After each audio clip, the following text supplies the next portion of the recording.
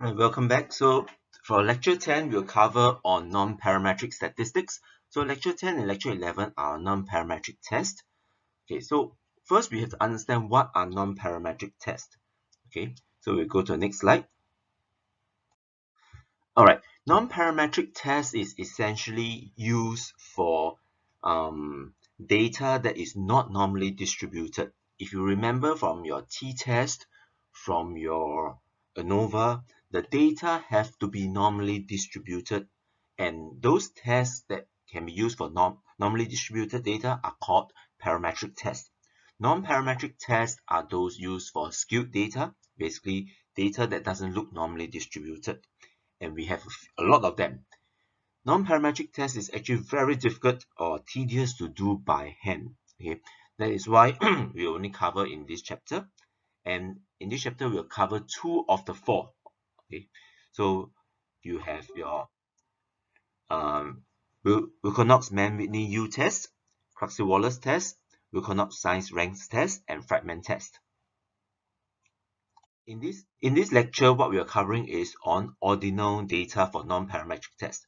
So we have four of them. We'll only cover two of them: Wilcoxon rank sums test and your Wilcoxon ranks test. Okay, we will not cover your Kruskal-Wallis test or fragment test. Essentially, this is a table for you to see. So if you have two samples with differing individuals, parametric version, you use your independent t-test, your two samples t-test. Okay, but non-parametric version, you use your Wilcoxon ranks test. Okay. For three samples, you use your ANOVA in the first place, okay, if it's parametric. But if non-parametric, we can use your Kruskal-Wallis test. Remember your t-test, there's also dependent t-test, which sometimes, most of the time, I call them as PEP t-test. Your non-parametric version will be your Wilcoxon rank ranks test. Okay. For repeated measures t-test, which we did not really cover, so we will not cover here, that's called your fragment test. Okay, so in essence, this is what I said before. Statistical tests can be divided into two different types: parametric test and non-parametric test. Now, parametric test is basically all those that can be used when the data is normally distributed.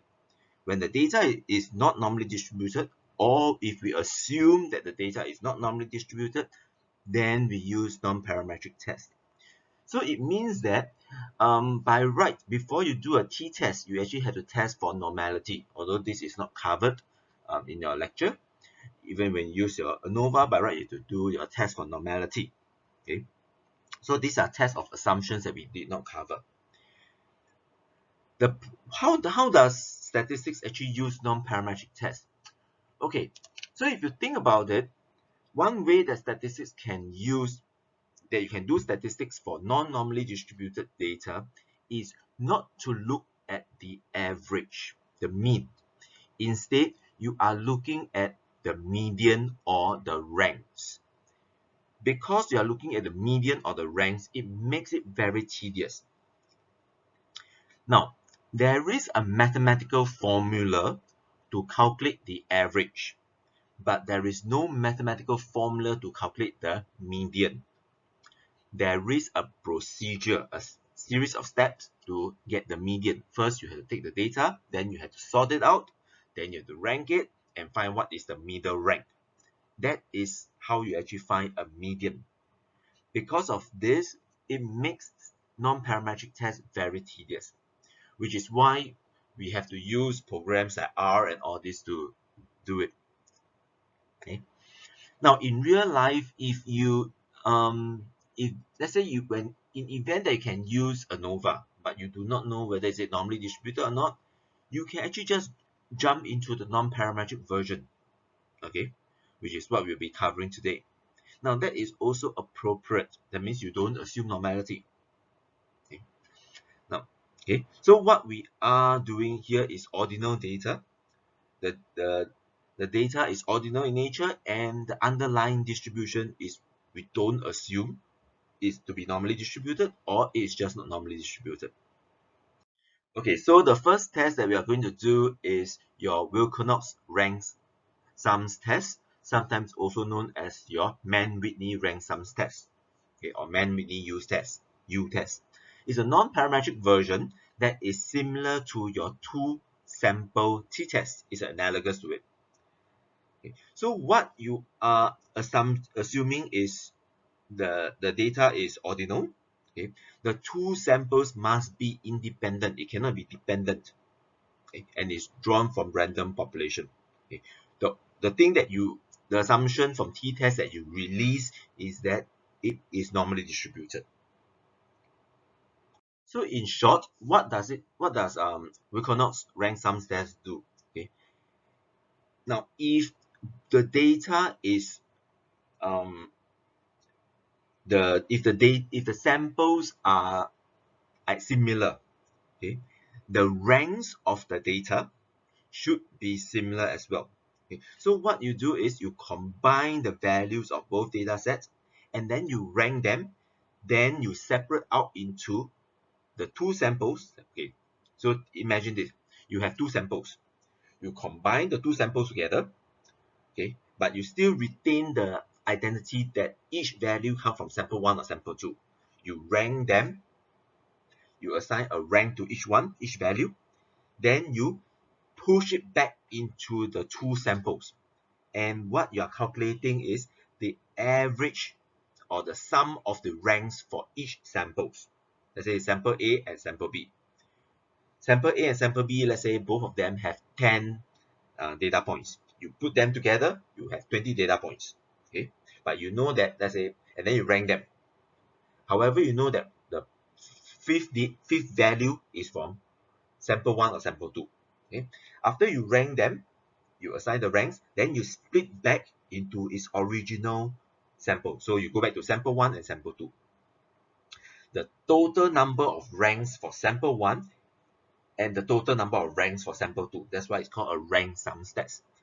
If the data is, the null hypothesis states that if the distributions are the same, then the total number of ranks, the sum of the ranks for sample 1 should be similar to the sum of the ranks for sample 2. Now, if the sum are approximately equal, okay, then the null hypothesis will be true. But if there's a large difference in the ranks, then the original distribution may be different. Then the null hypothesis will be rejected. So in principle, that's what happened. The main thing that we want to show you is the principles of doing it. I have to tell you, it's very tedious. Okay, so let's use an example. So a research was conducted to see if there's a difference between drug A and drug B in promoting urine for edema patients. So you have drug A and drug B. Okay, so you have a patient number, and then you know that patient 103 uses drug A and so on and so forth. So this is the urine. Your first step is to combine them, but you keep the idea that patient 109 is from drug A. Okay, and so on and so forth. So let's see how we can do that. You combine both drug A and drug B together, then you rank them. You have to, of course, do the splitting for the rank type. So 1000 and 1000, this is the lowest. So is rank 1 and rank 2 divided by 2. So it's 1.5. The next one is 1200.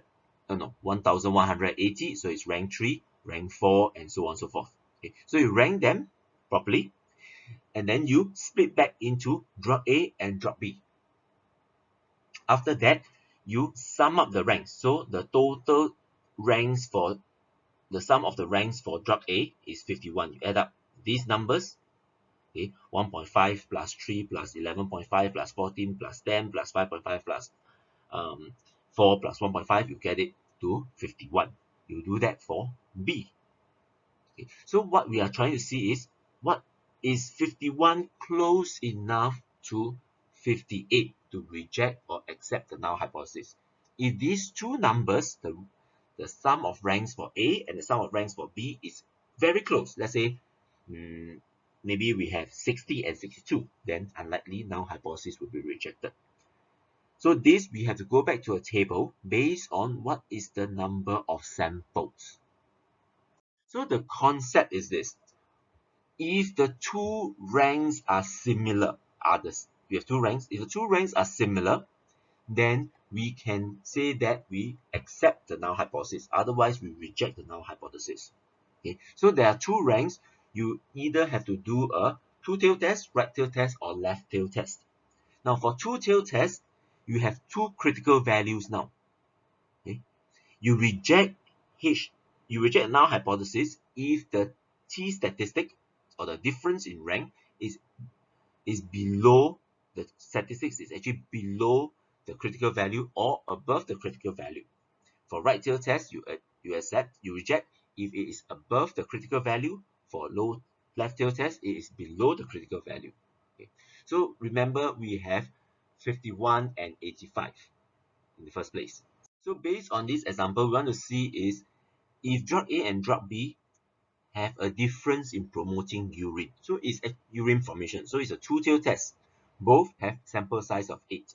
So we have to go to a table and look for sample size of 8 in group A and group B, or sample A and sample B. Okay. And then let's say we use these two, we have two test statistics now. Okay.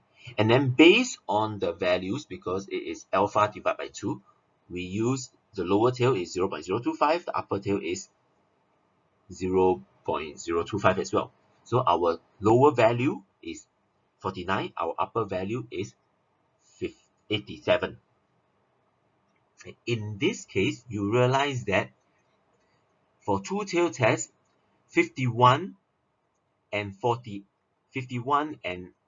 85 is in between 49 and 87. Therefore, we cannot reject the null hypothesis. It has to be lower than 49 and higher than 85. Okay, then we can reject null hypothesis. Therefore, the test statistic is actually not in the critical region. The critical region is below this and then above this. Okay. So the decision is fail to reject null hypothesis. Therefore, we accept null hypothesis, meaning to say that there is no difference in drug A and drug B for the amount of urine formation in edema patients. Okay. Now, it may sound quite easy. The difficult part with non-parametric statistics is that every single test have its own way of sorting.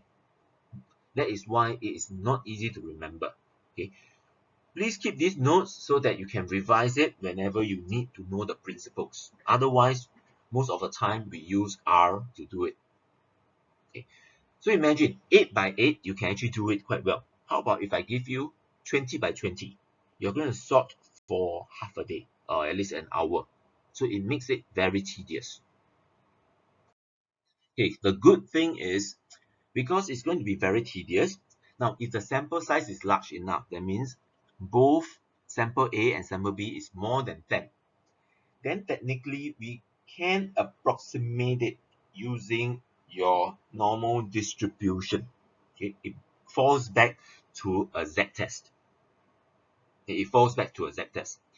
The mean is calculated by the number of sample A times the number of sample A and B plus 1 divided by 2.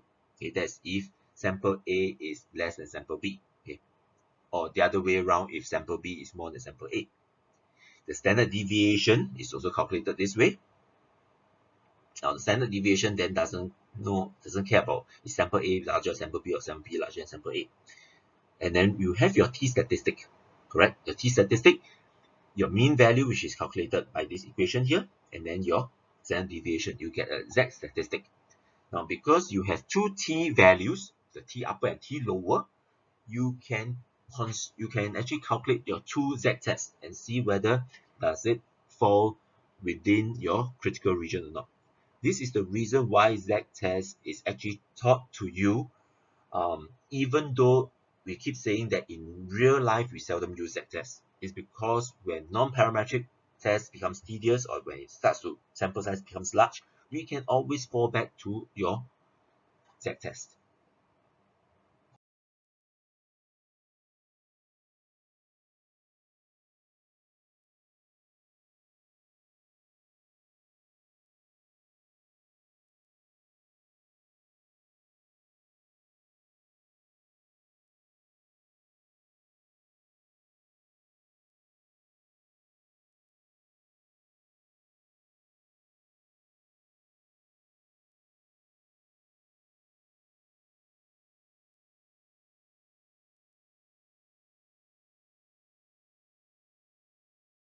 Okay, the next test that we are covering is your Wilcoxon side ranks test, which is the non-parametric equivalent of your PET-T test, also known as your dependent samples t-test. Usually, we cover it based on before and after. So, for example, we want to see if a drug, a painkiller drug, let's say drug C, have any effect on, let's say, a group of patients. So you can actually ask the patient to rate the pain scale before the treatment and then after the treatment. You can even do this for, let's say, before and after let's say a fitness program. Does the fitness increase? A person lose a weight? Whether a seminar increase the students' motivation level?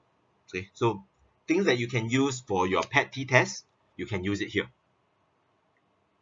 Okay, so back to our patient data. So we have a set of patients. We have 2, 4, 6, 8, 10 patients. 2, 4, 6, 8, yeah, 10 patients. So they before and after taking the drug, maybe immediately before, they do a scale, okay, of maybe 1 to 10. So you have 4 and so on. After maybe 1 hour after taking a drug, they rank again whether as what, based on themselves, what is the level of pain that they have. So this is the data that we have. And if you remember, if we do a PET-T test, essentially you take 4 minus 4, 6 minus 3, and so on. And you find that is the average of the difference equals to 0. So how does your side rank test actually do it? Okay, since Wilcoxon's rank size test is similar, is a non-parametric version of your PET-T test or dependent samples t-test, the null hypothesis or the set of hypotheses is the same. Okay, so here we say that drug C has no effect on the pain scale. The outer hypothesis is drug C has an effect on the pain scale, so it's a two-tailed test. Okay, the first step is to find the difference in the pain scale, similar, in fact identical to how you do your PET-T test. We take after minus before or before minus after, it's up to you. So you take minus off, and then we get this value, the difference. In your PET-T test, what you'll find is the average of this difference equals to 0. Okay, that is, you are not going to do that for your Wilcoxon science ranks test. You will see how we're going to do that. But up to this stage, the difference is the same as your PET-T test. Okay, the only difference comes with the next part, because then you have to rank. Okay, in your PET-T test, you do the average, the mean. Okay, so then the third step is to rank the magnitude, just the numerical number. You ignore whether is it a positive sign or negative sign. If it's a negative sign, you just treat it as though it's positive. Okay, and then you rank them. If there's no difference, let's say for example this 0, they are irrelevant. You can't ignore them. Okay, so how do you do that? If we say that this is 3, 3, 4, 4, 2, 3, 2, 5, by ignoring the signs, right? Okay, so 2 will be the first one, but there are two 2's, so it's rank number 1 and rank number 2. Rank 1 plus rank 2 gives you 3. 3 divided by 2 is 1.5. Okay, so we settled up to 3 already. Okay, then the next one is 3. So there are 3 3's. Rank 3, rank 4, rank 5. Okay, rank 3 plus 4 plus 5 give you 12. 12 you divide by 3 is 4. Okay, then after that, we have up to rank 5. So rank 6, rank 7. So number 4 is rank 6, rank 7. 6 plus 7 is 13. 13 divided by 2 is 6.5. Okay, and finally, 5 is actually rank number 8. Okay, so you do that first. Now you realize that it's different compared to your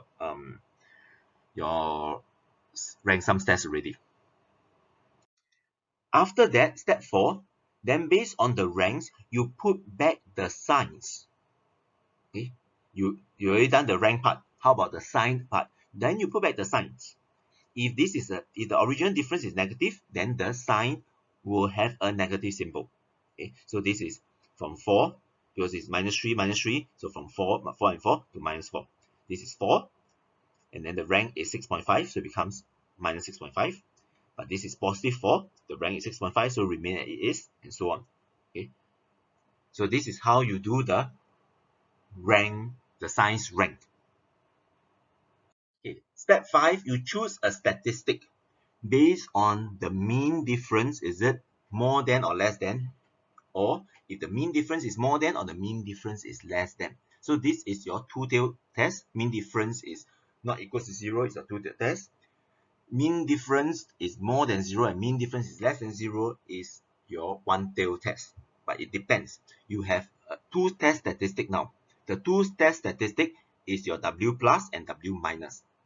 W plus is the sum of all the positive ranks, while W minus is the absolute sum of the negative ranks. So you just add up the negative ranks and you do the absolute. So you have two actually statistic.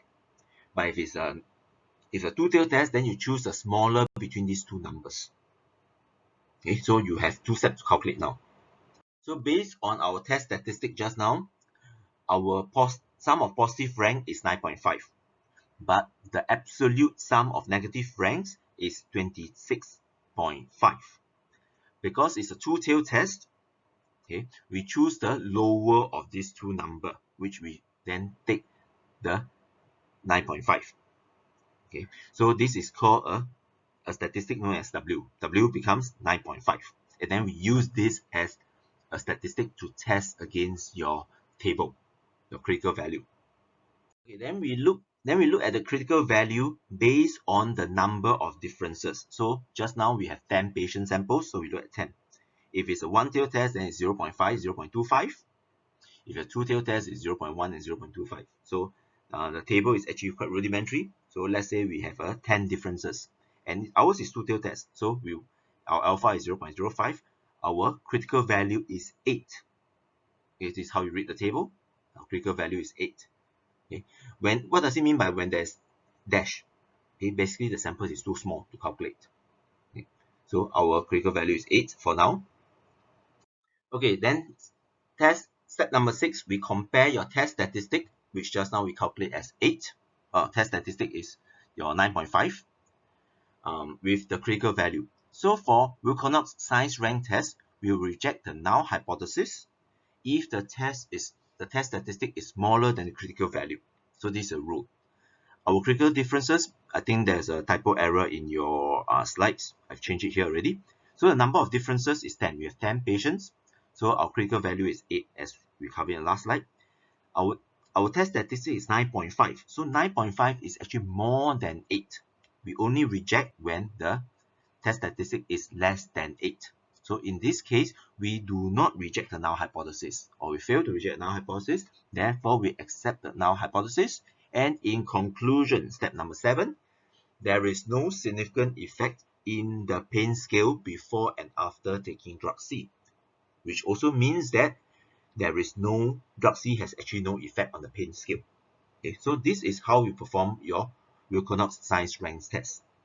And as you realize that it is a different set of procedure, that is what makes it difficult. It's a procedure, a step rather than like your PET t-test and your two sample t-test. It has a formula for that. Okay, with that, we have actually come to the end of the lecture because we removed two tests for you. We removed your Kruskal-Wallis test and your fragment test. So there's only two tests to study for this topic. So see you again pretty soon. Bye bye.